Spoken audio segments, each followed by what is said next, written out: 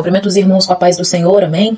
O Senhor nesses dias me colocou uma campanha no coração, que serão 7 dias de oração, de palavra, em busca da restauração de casamento, restauração de relacionamento. E o primeiro tema que o Senhor colocou no meu coração é sobre casa dividida. E eu serei a primeira a me colocar aqui à disposição para ser ministrada pelo poder da palavra de Deus. Porque todos os dias nós precisamos ser tratados, ministrados, todos os dias nós precisamos ser moldados de acordo com a vontade e a palavra de Deus. Irmãos, peço aos irmãos que abram o coração, recebam essa palavra, receba essa oração. Por mais que doa, a palavra do Senhor, ela nos confronta, ela nos exorta, ela nos edifica. Então, por mais que te confronte, não feche o teu coração, não endureça teu coração, não coloque o teu semblante duro, uma dura cerviz, a qual não receba mais a ministração do Senhor.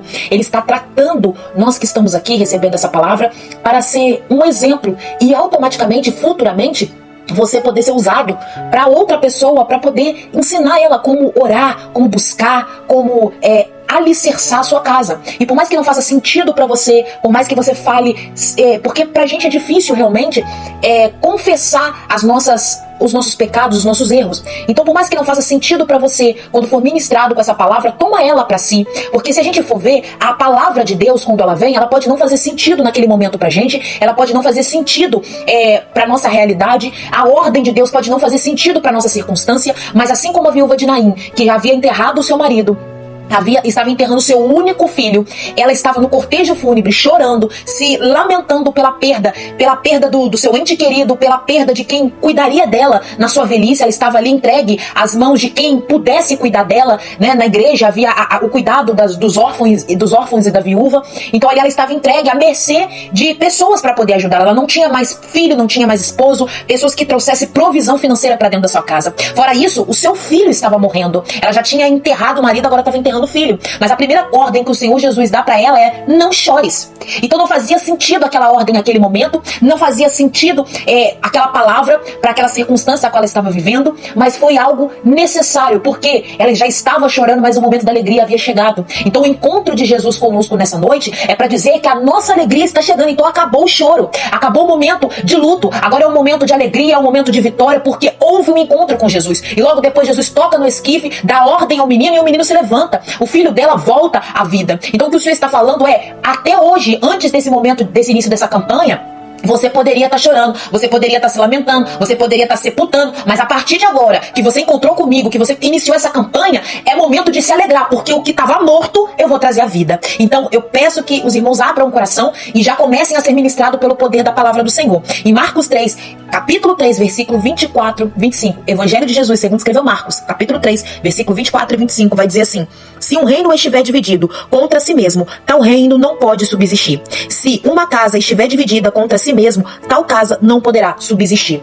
O que o Senhor está querendo dizer? Jesus estava sendo confrontado pelos escribas. Ele estava sendo imputado sobre ele algo que ele não fazia, que era estar à mercê, possuído, né? E sendo utilizado por Belzebu. Então o que eles estavam acusando ali é que ele estava possuído por o maioral dos demônios. Só que o que Jesus quis mostrar para aqueles escribas, né, para os religiosos daquela época, era que nem Satanás gostaria, nem Satanás se dá ao luxo de deixar o poder da divisão entrar no reino dele. Satanás, ele é sábio sim, e ele é ardiloso, estratégico. Então a primeira coisa que ele coloca dentro de um relacionamento, dentro de uma casa, dentro de uma família, dentro de um casamento, é a divisão, porque a unidade precede o milagre de Deus, precede a manifestação de Deus. Como assim? Se a gente olhar em Atos 2, quando foi o tempo de Pentecostes, a gente via que estavam todos reunidos em um só lugar. Eles estavam reunidos ali com um só corpo, em uma só ligação. Então o que Satanás coloca? Eu vou colocar a divisão, porque eles vão se contender entre eles mesmos, vão brigar entre eles mesmos, vão se atrapalhar entre eles mesmos, e o verdadeiro inimigo, eles não vão focar que sou eu. Então Satanás não deixa isso entrar no reino dele, não deixa isso entrar na tua casa. Se o seu marido ou a sua esposa, eu não sei se é você marido que está ouvindo, se é você esposa que está ouvindo, se é você que é namorado que está ouvindo, é sua namorada que está ouvindo, mas você tem que entender a seguinte coisa: você que está buscando pela restauração do seu relacionamento, da sua família, da sua casa, do seu relacionamento, você precisa entender que você está como coluna nesse momento. E a coluna ela suporta o peso, ela suporta a estrutura, ela suporta o confronto, ela suporta o tempo ruim, ela suporta o momento difícil. Então você se colocou nessa brecha. Então é necessário você entender que Satanás vai te atacar. E iniciando essa campanha, inicia também com ela um jejum em prol da tua vida, um jejum em prol da tua mente, do teu coração, para que palavras que serão usadas pelo seu cônjuge, por outra pessoa, não venha entristecer o coração e fazer você abandonar e quebrar esse elo pela metade. Então comece já entendendo que você será atacado, mas que Deus veio para te dar vitória. Lembra da primeira palavra que ele liberou no começo do vídeo? É o seguinte: você, até ontem você poderia estar chorando, mas hoje com o encontro de Jesus, o que estava morto, ele vai trazer vida.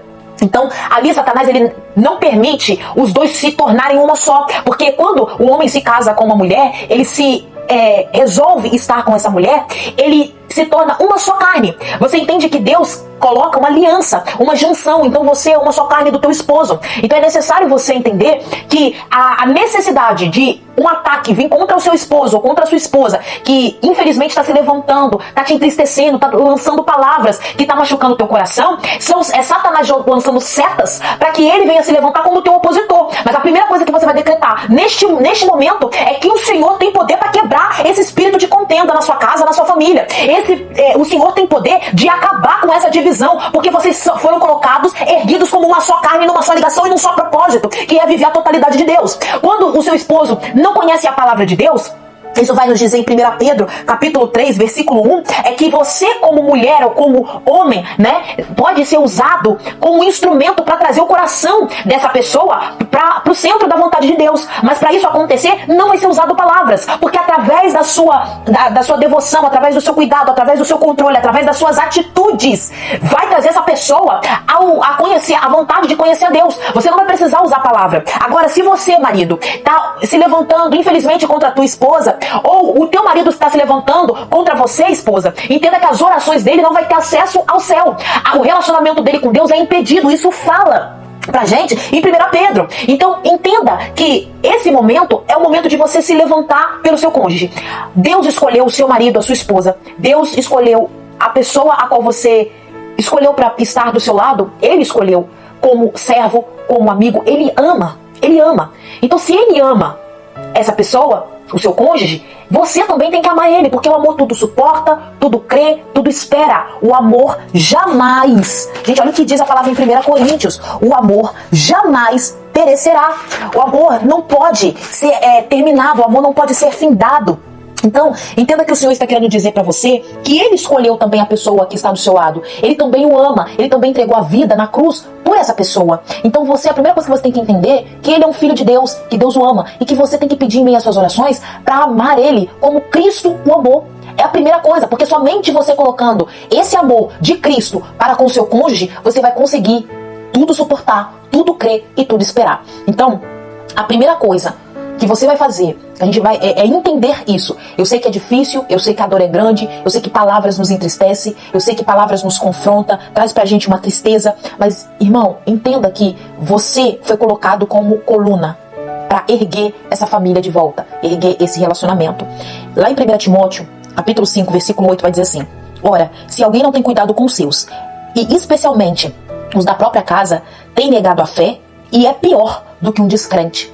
Olha o que Deus está falando.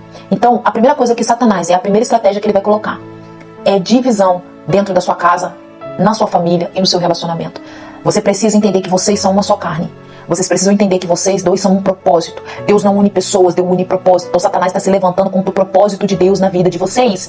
E se você se levantou, guerreia pela vida da pessoa que você ama. Guerreia pela sua família. Nesse primeiro dia nós vamos orar pela gente que se levantou como coluna, que se colocou na brecha. Por quê? Porque o inimigo vai vir nos atacar e a gente vai precisar estar firme, a gente vai precisar estar na vontade de Deus, no centro da vontade de Deus, para que a gente não fraqueja, para que a gente não paralise e para que a gente não esmoreça. Então a primeira coisa que a gente vai pedir nessa oração para Deus é estrutura, foco e sabedoria, porque vai ficar pior antes de melhorar. Por quê? Aquela viúva, quando Jesus manda ela chorar, o filho dela está vivo? Não. O filho dela ainda não está vivo. O filho dela volta à vida depois que ela obedece à ordem. Então, obedece à ordem, conclui o que Jesus está te dando e faz a vontade de Deus resplandecer na tua vida. Vão olhar para sua família, vão olhar para o seu relacionamento e vai dizer: uai, mas não era para acabar? Já não estava se separando? Já não estava com os papéis de divórcio? Não estava já um falando mal do outro para outras pessoas, para amigo? Primeira coisa, corta isso. Não fala mal do seu relacionamento, do seu cônjuge para ninguém. Não fale. Não fale. Quer desabafar? Desabafa com Deus. Não fale, porque as pessoas, infelizmente, muitas pessoas à sua volta vão querer ver o que Deus colocou nas tuas mãos dar errado. Seja por mais difícil que esteja, você queira falar, bota o teu joelho no chão e vai falar com Deus, vai chorar com Deus. Não falar com ninguém, não abre brecha nessa campanha e isso se torne uma rotina na tua vida. Não abre brecha. Não abre brecha para ninguém se levantar e falar mal do seu parceiro. Amém? Então, nesse primeiro dia de casa dividida, espírito de contenda não prevalecerá. Espírito de inveja, de intriga, de problema, de confusão não prevalecerá. Espírito faccioso vai ser jogado por terra nesse primeiro dia de campanha. E você vai orar para Deus levantar as tuas mãos para interceder, como mão limpa, para interceder sobre o seu relacionamento e sobre a sua família. Amém?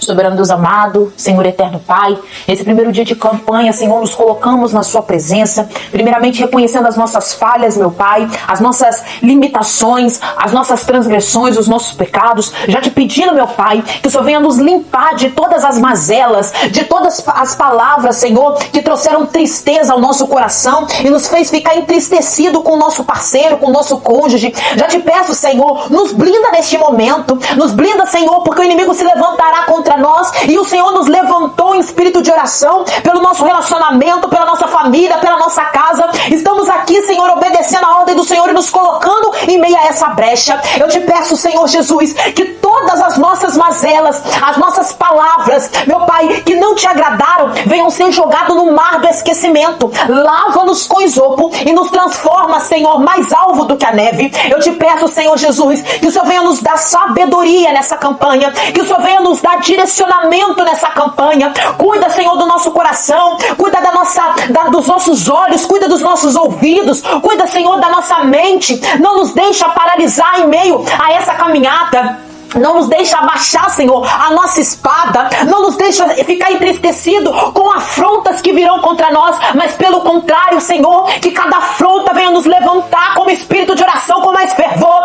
Que a afronta do adversário sobre a nossa família venha ser colocada, Senhor, em nosso coração como combustível para guerrear. Deus, não nos deixa ficar limitado. Não nos deixa ser usado pelo inimigo, Senhor, em meio a palavras duras contra o nosso cônjuge, contra a nossa família, para trazer tristeza ao coração deles, mas pelo contrário, que pelas nossas, meu Pai, pelas nossas atitudes, eles venham verdadeiramente ver a obra maravilhosa que o Senhor está fazendo, que eles venham ver que somos testemunho vivo, Senhor, da tua grandiosidade, da tua palavra, que eles venham ver, Senhor, a mudança que o Senhor está fazendo em nós. Meu Pai, controla a nossa boca, para que a gente não jogue setas e venha ser usado pelo inimigo para entristecer ninguém. Controle os nossos olhares, Senhor Jesus, controle os nossos ouvidos, porque eu sei, Senhor, que tudo vem por ouvir. Tanto a fé vem por ouvir a palavra de Deus, como deixar de ter fé vem por não ouvi-la, vem por ouvi-la, Senhor, coisas que não lhe convêm, coisas que nos atrasam,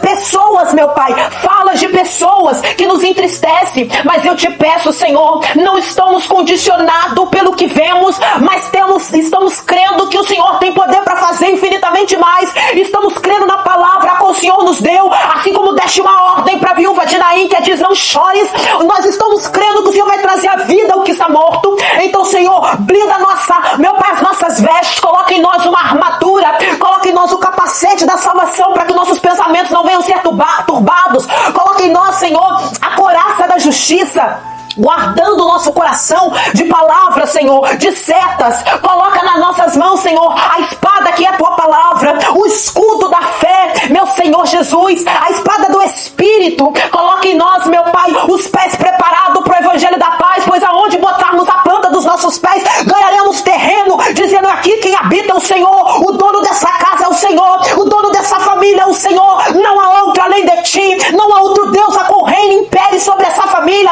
sobre esse relacionamento. Toma posse, quando pisar, coloca assim, eu tô ganhando é terreno, o inimigo não vai se prevalecer, o inimigo não vai continuar de pé, ele não vai continuar conquistando terreno, ele não vai continuar reinando nessa casa, nessa família, nesse relacionamento. Todo espírito de contenda vai cair por terra, todo espírito faccioso vai cair por terra, aonde o inimigo ganhou terreno, por hoje ele está batendo em retirada, porque os anjos estão manifestando